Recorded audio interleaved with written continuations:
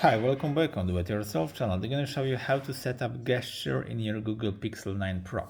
So to this operation, slide up, go down to the settings, then go to the system here, and there you have a gesture. So click on it and you have a list of a gesture of your phone. So you can quick tap to start action. If you want to enable this option, you can enable it. Yep. Make the action for this action.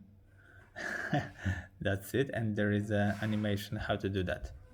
Yep, so you can quick open camera, you can enable it or disable it by clicking to time here. You can flip camera for selfie, yep, by clicking this button. You can tap to check the phone, leave to check the phone,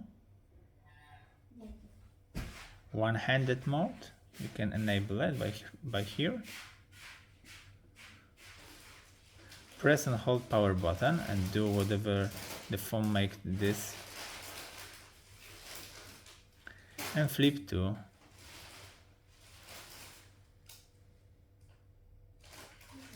And that's it. So I hope the video is helpful for you. If yes, you can leave like, leave comment, and leave subscribe, and see you by next video. Hey!